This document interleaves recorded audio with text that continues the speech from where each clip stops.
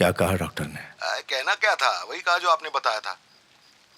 वैसे कोई बात नहीं है, आपने जिंदगी के 75 साल निकाल लिए हैं, बस ये 5 वीक्स और निकाल ही लो। मैं बाकी भाई बहनों से बात कर लेता हूँ और बताता हूँ कि हम लोग वहाँ कब तक पहुँच पाएंगे। और मेरे प्रोजेक्ट की जिम्मेदारी इतनी सर पर है कि मेरा सर भी आपकी तरह होने वाला है पापा। खैर मुझे तो आना ही पड़ेगा, पर ये महेश कहाँ है? उसे यहाँ वहाँ कहीं मत भेजना, बोलो उधर ही रहना आपके पास। भैया।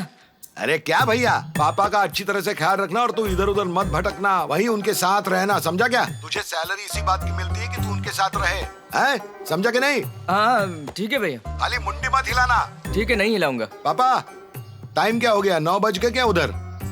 हाँ बज गए, सो जाओ। चद्दर ओढ़ लेना, स्वीट ड्रीम्स।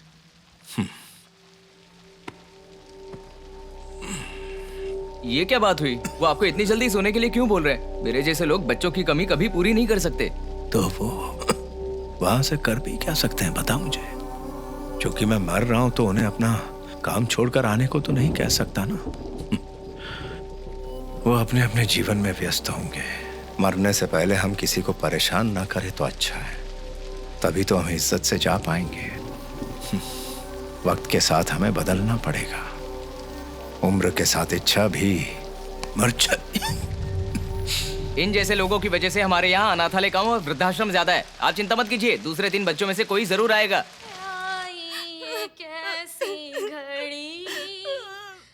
अरे क्या कर रही हो? तो तुम रोना बंद कर दो, नहीं तो टीवी का रोना बंद कर दो। ए वेंकट। जी भाई साहब। टीवी की वजह से सावित्री ज्यादा इंस्पायर हो रही रोने के लिए। हाँ अब बताओ कब निकलना है? भैया काम का बोझ है, बहुत प्रेशर है। 18 घंटे काम करके अभी घर पहुंचा हूं, बस शॉर्ट्स पहनकर मैं सोने ही जा रहा था। अरे तो मैं क्या इधर अंडरवेयर पहन के बैठा हूँ? मैं एक ऐसा आदमी हूं जो कुछ भी करने के लिए 1 साल पहले प्लानिंग करता हूं, और पापा का यूं अचानक से मरना तय होना, इट्स अनरीजनेबल। क्या प्लानिंग है? 5 वीक्स अब मैं कैसे निकालूंगा भैया? I don't know. अरे मौत क्या पहले व्हाट्सएप करके आती है क्या? कितना बेवकूफ है ये। भाई साहब, क्या आपको लगता है हम यहाँ हैं और वहाँ तुरंत पहुँच जाएंगे? तो नहीं, यहाँ केटरिंग बिजी है। देखो, हाँ इधर देखो, एकदम बिजी। इनका कहना है कि जब आप लोग आ जाएं तो हम भी वहाँ पहुँचे। अरे बोलिए ना। तुमने बोल दिया, मैंने बोल दिया। भैया ये ठीक बोल रहे हैं। हाँ ठीक है ठीक है, अब बात ध्यान से सुनना। अब पापा के पास सिर्फ 5 वीक्स हैं, उनमें से आखिरी 2 वीक्स हम उनके साथ रहेंगे, और जब वो गुजर जाएंगे उसके बाद हम 2 वीक्स वहाँ रहकर सारा काम खत्म करके वहाँ से निकल जाएंगे। इसका मतलब हम टोटल 4 वीक्स राजमुंद्री में रहेंगे। तो पहले 3 वीक्स को छोड़ दो और सब खुश रहो। और हाँ, उन्हें बीच बीच में फोन करके बातें करते रहना, जब तक जिंदा है खुश रहेंगे वो। चलो ठीक है भैया। बाय। ठीक है, बंद करता हूँ। बाय माँ। अरे ब्रेकफास्ट तो कर ले। अरे बाप रे, देख लिया, अब तो जरूर पीछा करेंगे। कहाँ जा रहे हो बेटा? जहाँ मन करेगा जाऊंगा, लेकिन आपको मेरे साथ आने की परमिशन नहीं है। मुझे 1 महीने तक डिस्टर्ब मत करना, जा रहा हूँ मैं। 1 मिनट बेटा। 1 मिनट नहीं, सिर्फ 10 सेकंड का वक्त है आपके पास। दादाजी मरने वाले हैं। क्या? ठीक है तू जा, आने के बाद बात करते हैं। क्या हुआ उन्हें? उन्हें लंग कैंसर हुआ है। डॉक्टर ने कहा है कि वो 5 वीक से ज्यादा नहीं बचेंगे। हम सब ने सोचा है कि उनके बचे हुए 5 वीक्स में से आखिरी 2 वीक्स हम उनके साथ रहेंगे। तुम्हारे चाचा लोग भी आ रहे हैं, तुम भी अपना काम उसी हिसाब से तय कर लो, ठीक है? जाओ अब जाओ।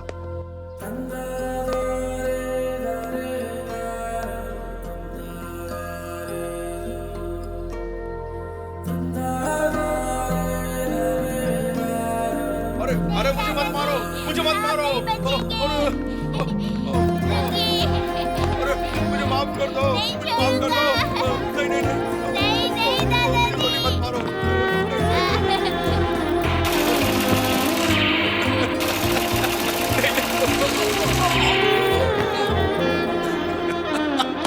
दादाजी आप मरते हुए हंस क्यों रहे हो? बेटा, मैं चाहता हूं कि जब मैं मरूं तो मैं हंसते हुए मरूं। जब मेरी जिंदगी का आखिरी दिन हो तो तू मेरे साथ में रहना, तो मैं मुस्कुराते हुए चला जाऊंगा।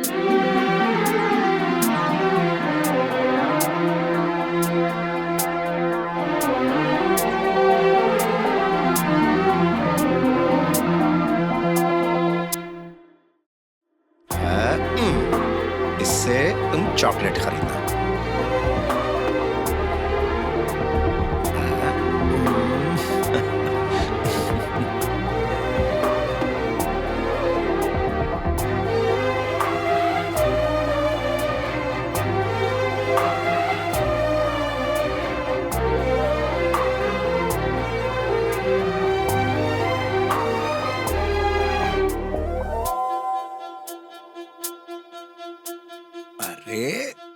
इतनी सारी चॉकलेट, ये लो, इसमें भर दो।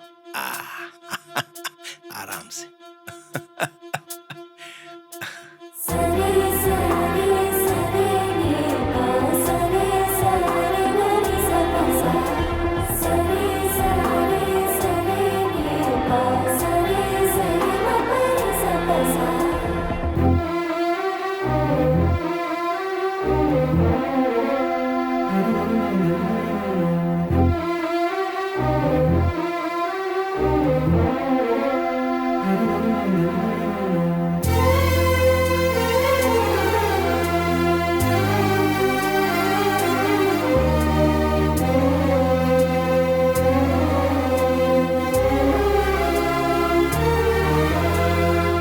अरे मैं तेरे छाते में आ जाता हूँ। अरे हाँ आइए ना। ठीक है ठीक है। अच्छे से जवाब देना, तू कर पाएगा। ले ले, पसीना पोंछ ले।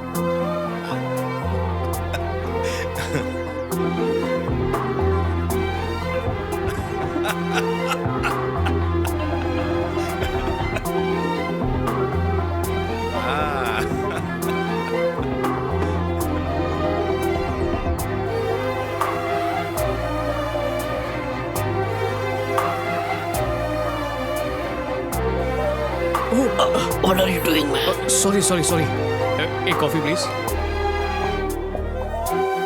सॉरी हाँ सॉरी।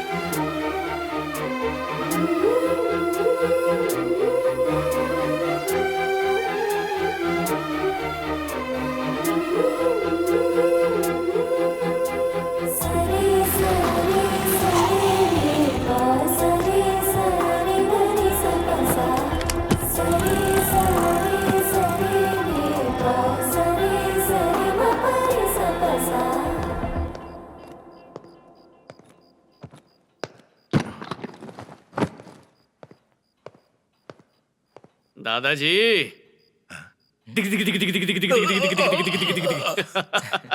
अरे अब तू खेल ही खेल में मारते, वैसे भी मरना ही है मुझे।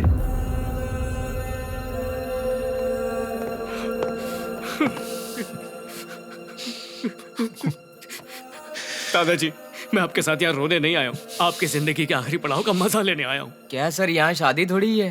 अरे चुप कर महेश, किसी महान कवि ने मरने को शादी कहा है, वही कॉन्सेप्ट फॉलो करेंगे। आइए मैं आपको समझाता हूँ। अक्सर मौत लोगों को बिना बताए ही आती है, लेकिन आपके लिए तो 5 हफ्ते पहले ही इनविटेशन भेज दिया है कि मैं आने वाली हूँ। अब जब तक वो आती है, हम लोग हर दिन ऐसे मनाएंगे कि हर दिन दिवाली हो। आप वो सब कुछ करेंगे जो करना चाहते थे, या जो भी काम अधूरे रह गए थे उन्हें आप पूरा करेंगे। हाँ तो क्योंकि इन्हें बढ़ावा देने के लिए यहाँ था ही नहीं, तभी बीमार हुए हैं। इसी फुर्ती के साथ 10 साल और जी सकते हैं। अभी आपका पोता आ गया है, मजे कीजिए। अरे ये लो दादाजी, ये लीजिए, आपका ब्रांड है, लीजिए, कर लीजिए मजे।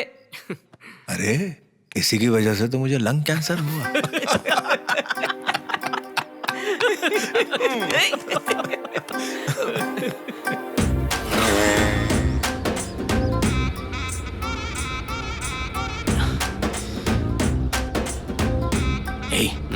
कल रात को ही तो आया है और सुबह दादा के साथ पेद्दापुरम। देख तेरा जो भी प्लान है, लेकिन हम लोगों को बिल्कुल शांति से जाना है और वापस आना है। आंध्रा को अमेरिका बनाने की सोच रहा है क्या?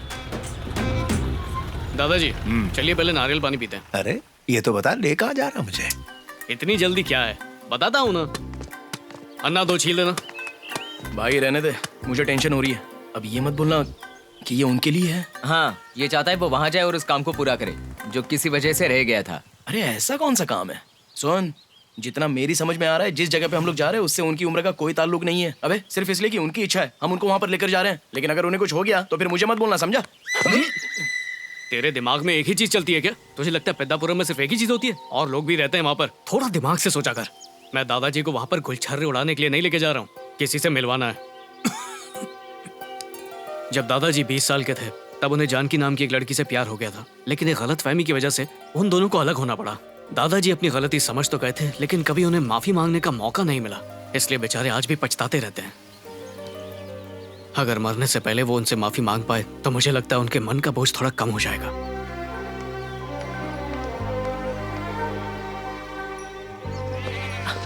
क्या बात है, एकदम तैयार होकर इंतजार कर रही है। मुंह बंद कर लो।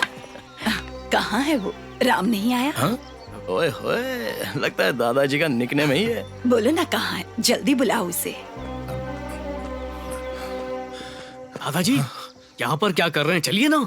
अरे तूने मुझसे पूछा इसलिए मैंने मजाक में बता दिया, और तू तो मुझे सीधा जानू से मिलाने लगा। मतलब जानकी जानकी। कोई बात नहीं दादाजी, इतना सोच क्यों रहे हो? वो भी तो वहाँ पर अपने राम का इंतजार कर रही हैं, और उन्होंने अपने बाल भी काले किए। तो चुप कर दादाजी। हाँ? अगर आप आज उनसे नहीं मिले तो फिर ये मौका कभी नहीं मिलेगा। ये आपकी जिंदगी का आखिरी मौका है दादाजी। Be strong. राम, ओह दादी आ गई। दादाजी बड़ों के बीच में हम छोटों को नहीं बोलना चाहिए। चलो चलो चलते चलो। ये उन्हें दे देना। नमस्ते। राम। पहले जैसे ही हो। पहले भी गुब्बारा लाते थे और ऊं करके कांपते रहते थे, जरा भी नहीं बदले। अब पीछे घूमोगे या मैं ही घुमाऊं? कैसे हो तुम राम? मैं ठीक हूँ, और तुम कैसी हो जानकी? मैं भी ठीक हूँ। कभी सोचा था तुमने कि हम दोनों ऐसे मिलेंगे?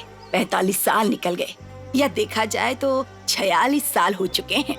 सच कहते हैं प्यार की कोई उम्र नहीं होती। बराबर है। आदमी किसी भी उम्र में एक औरत से मिले, उसे हमेशा ऐसा ही महसूस होता है।